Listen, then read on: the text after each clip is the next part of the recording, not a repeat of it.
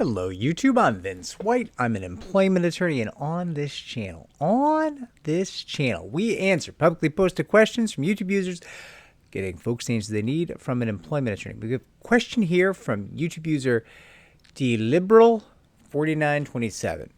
And I think dliberal was probably typing this quickly, so I'm just going to be upfront about it. It's a little, based on my read through, it's a little disjointed, but I think we can put it together here.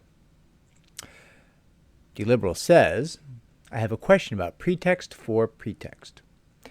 The original reason for the pretext is unclear, but is evident on a performance improvement plan comprised of bullshit and created and managed solely by the immediate supervisor.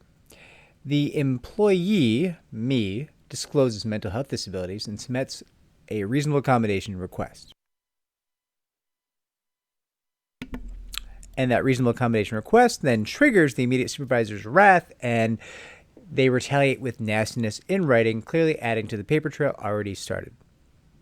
The employee complains in writing using an internal grievance process from the employee handbook about the manager's retaliation for the reasonable accommodation request. Discrimination and discrimination after the manager knows about the disabilities and failure to accommodate.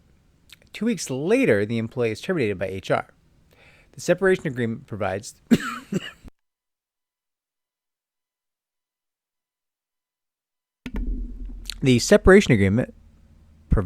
the reason for termination. I am paraphrasing the legalese here, as the employee is a member of a group of unsatisfied employees and is being terminated as a part of restructuring in order to honor the manager because they have been employed longer. Does it matter what the reason was for the original pretext, which was for financial reasons?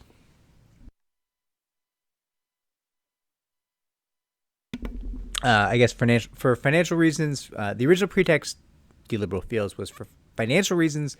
They were eliminating positions. If there was more pretext later on to cover retaliation discrimination that the employee complained about. They stated verbally when terminating me that it was the termination that the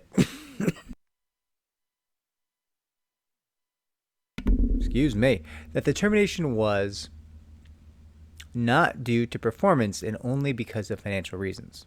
Then in writing, they say something entirely different. Okay. Lots going on here.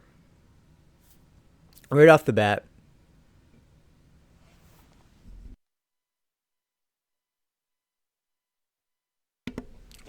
you mentioned a separation agreement.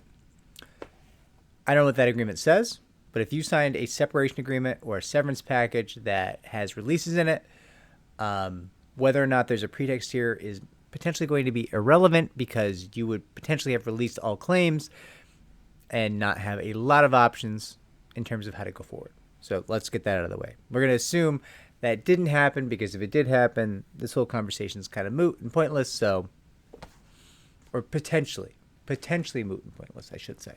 Now, you're kind of making the argument, hey, there was originally a pretext where they wanted me out for financial reasons. Okay.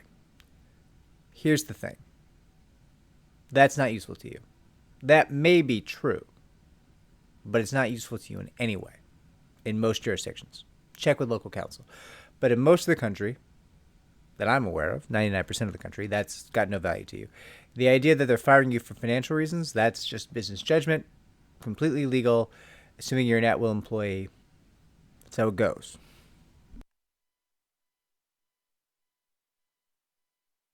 If they can't afford to pay you or they don't want to pay you, legal. Now, it doesn't actually appear that's what happened, though. What you're saying is you disclosed a mental health disability and you put in a reasonable accommodation request. And then immediately after that, your supervisor got angry about the reasonable accommodation request. We have disability discrimination. Right? That's what we have. That's in play now. That happens. You then make a complaint. You engage in protected activity. You complain specifically of disability discrimination and failure to accommodate. Both protected activities. You then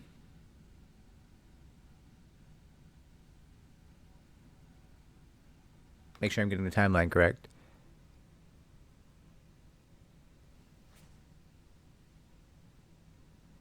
When do you get the performance improvement plan? I'm trying to understand.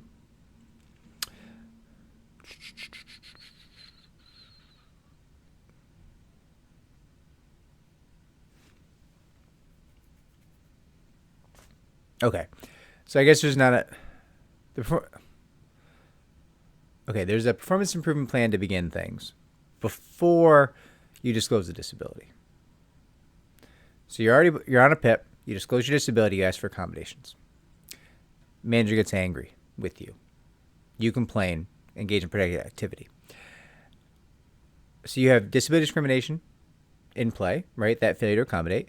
You also have retaliation because you engage in protected activity, and now they are then firing you. It is not your job to argue, hey, the original reason for my termination was financial reasons. You don't have to make that argument. That is their argument. They will make it. Trust me. You can have faith. They're going to make the argument like, it was just money. It's nothing personal. It's not about the disability. He or she is a good person. We're it's just too bad. We just didn't want to spend all the money. That's their argument. Don't make their argument. Your argument is, hey, I asked for an accommodation for a very real disability. Manager got really angry with me, got aggressive, and I complained as a result because I know that's, not legal. It's not okay. And then I was fired 2 weeks later in a kind of a stunning act of retaliation. Now, we can talk about pretext in this context, right? They're saying we're eliminating positions because there's this group of people who aren't happy with the manager. Maybe that's a pretext. Maybe that's also true. I don't know what's going on in the situation. But you're arguing, hey, they might be getting rid of those people because of this tension between them and the manager or these financial reasons. I don't know. That's got nothing to do with me. I'm over here. I asked for an accommodation, and they got super angry as a result, and then I complained, and they fired me. So those other people, listen, I don't know why they're being fired, but I got to tell you, I got no problem with this manager besides the fact that he sounds like he discriminated against me when I asked for a reasonable accommodation. So I'm not part of that. I'm part of this thing over here, which is a disability discrimination case and a retaliation case, right? You don't need to be making their argument. Their argument will be, hey, financial reasons, you had issues with the manager, there's all this stuff going on. And obviously the devil's in the detail. You're going to have to look at the language here. But to me, if they're saying, hey, you had issues with this manager, and they're saying, you had issues with this manager 2 weeks after you complained about this manager engaging in disability discrimination, I don't think it takes too much work to get a judge, a jury, an arbitrator thinking, hey, that disagreement with the manager they're referencing in this termination, they're referencing your very legitimate complaint about disability discrimination, right? You complain about disability discrimination. That is what they're referencing, or it could be, in that termination letter. For you, at least, right? And listen, are they dumb? They might be. They might be dumb because the way they went about this makes it look to me like they're referencing the disability discrimination in your very, very reasonable complaint about such in the termination, because they're saying, yeah, you had a problem with the manager, so you got to go.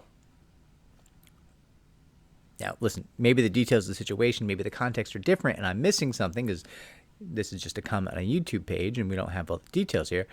But it doesn't take a genius to say, hey, we can kind of paint a picture here. You've got some healthy claims and kind of a good timeline of events.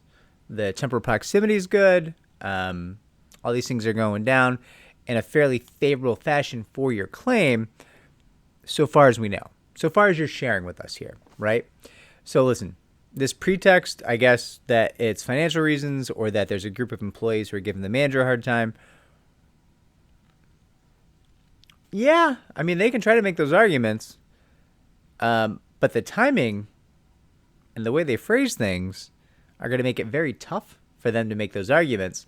So I would say to you, speak to 3 to 5 local employment attorneys, schedule free consultations.